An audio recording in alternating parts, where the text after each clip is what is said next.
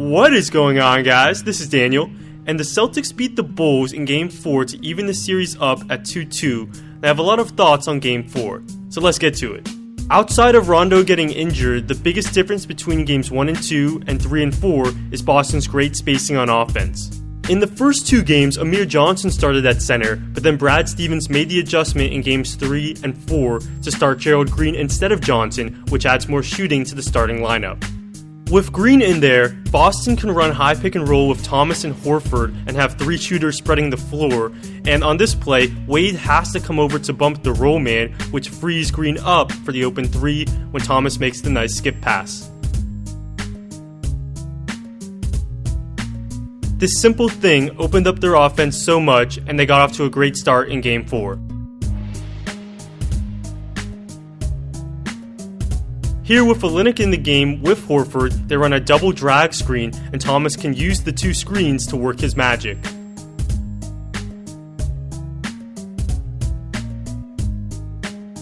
Good spacing is important on pick and rolls and also just on simple drives. Here Thomas isolates a bit on top, and with the spread floor, he's able to get all the way to the rim and finish. Let me show you a few clips from Games 1 and 2 to demonstrate this difference. Thomas this time splits the pick and roll, but notice how Lopez is right there to protect the rim with Johnson in there clogging the lane. Thomas misses, and Johnson misses the putback.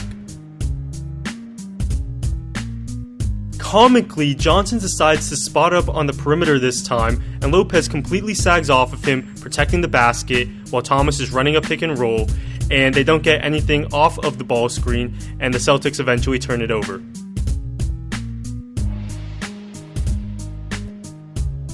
They still play Marcus Smart, who's not a good shooter, and here Michael Carter-Williams can help off of him and give up the three, but Smart is a perimeter player, and his effect on the spacing isn't nearly as bad as Johnson's effect. So Boston's spacing was very good, and what was also interesting was the Bulls' point guard roulette. Jaren Grant started at point guard, and he was bad, and he hasn't been very good the whole series. He can't create, and he can't shoot, and this is obviously a problem. Grant was benched about 5 minutes into the game when he missed this transition layup. Carter-Williams replaced Grant, and he was just as bad. Here he makes a terrible pass, and Crowder goes in for the layup. And on this next play, after the made free throw, MCW pressures Thomas in the backcourt and fouls Thomas while Boston is in the bonus, so Thomas gets 2 free throws, and this was Carter-Williams' second foul, and there comes Isaiah Cannon to replace him. Cannon outplayed the other two, so he ended up playing 34 minutes in this game. And one thing he can do a bit is shoot, as he's a 35% career three-point shooter. This is his main advantage over MCW and Grant. What was also noticeable was how Cannon pressured the ball in the backcourt most of the game, and this disrupted the offense a bit. Here the Celtics don't really get into anything, in part because of the pressure by Cannon and Felicio, and the Celtics end up missing.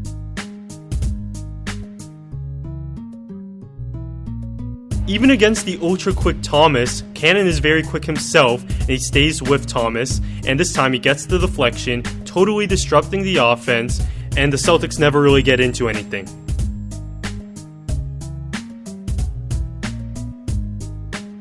On this play, Horford helps Thomas out by doing something very common. He'll set a flat screen to get Cannon off of Thomas, and on this play, this doesn't do much as Cannon does a good job of staying with Thomas, and Thomas gets a bit out of control and turns it over.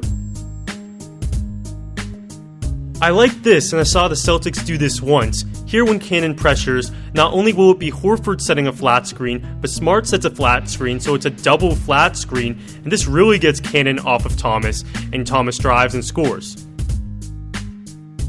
The bottom line is, while Cannon played okay and had some moments, he's just not that good. On this play, he takes a really horrible shot early in the shot clock. His pressure was effective, but he also had some problems going under screens. Here he goes under the ball screen, giving Thomas an open shot. Here Cannon goes under an off-ball screen, and while he gets away with it again as Thomas misses, you can't give Thomas open shots. Now let's talk about how the Bulls attacked Thomas on defense by getting him to switch on to Butler. Basically, throughout the game, Cannon screened for Butler, and the Celtics were fine switching this and having Thomas guard Butler, and I questioned this decision as that's a serious mismatch, and here Butler draws a foul. This was the Bulls' best offense. Get the switch and allow Butler to attack Thomas, and there wasn't any double team coming, so what Butler got was flat out layups on a few occasions.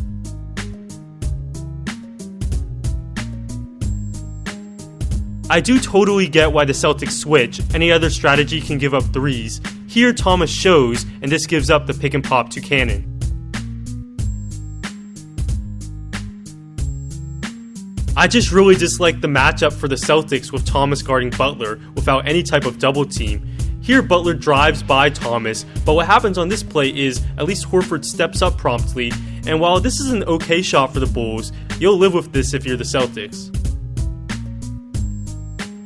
Despite all of that, Stevens definitely outcoached Hoiberg. With over 7 minutes left in the third quarter, Thomas picked up his fourth foul, and many coaches would have sat Thomas until the start of the fourth quarter, but I like how Stevens did not hesitate to play Thomas in the third quarter with 4 fouls, as you can't leave your best player off the floor for over 7 straight minutes in a playoff game. The best way to explain how Stevens outcoached Hoiberg is to analyze the 2-minute stretch late in the third quarter when the Celtics went on a 12-0 run. The Bulls have a 2-point lead, and Thomas, who Stevens has on the floor, runs a high pick and roll and blows by the slower Lopez and finishes inside. This is their most consistently effective play, a high pick and roll with a spread floor, and Thomas again blows by Lopez and gets the layup. This was Hoiberg's big mistake. Stevens put Thomas on Paul Zipser, who you can't see on the screen here, and the Bulls should screen with Zipser to get Butler a switch onto Thomas. Thomas has 4 fouls, and the Bulls have killed this matchup the whole entire game, but they don't and get a terrible shot.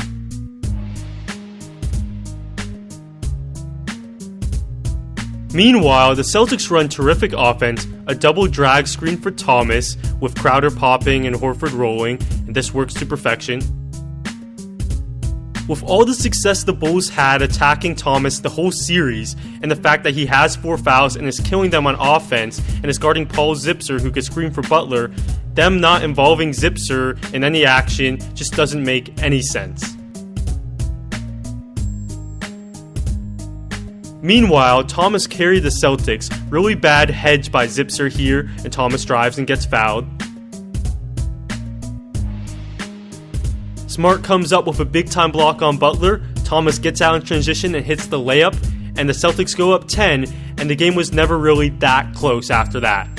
I also didn't like how Lopez sat out the entire fourth quarter as Portis and Laverne got the minutes at center, and I get it, Lopez was being killed in the pick and roll and you wanted more mobility at the 5 position, but the bottom line is, one of the Bulls' only advantages over the Celtics is the fact that Lopez kills them on the offensive glass. You take that away and try to go small against the Celtics, it's not going to work out well.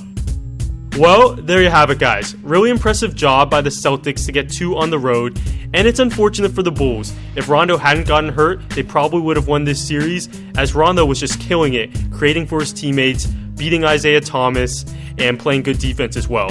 But injuries happen, and while the Celtics have the clear advantage, the series isn't over yet. Thanks for watching, and I'll see you next time.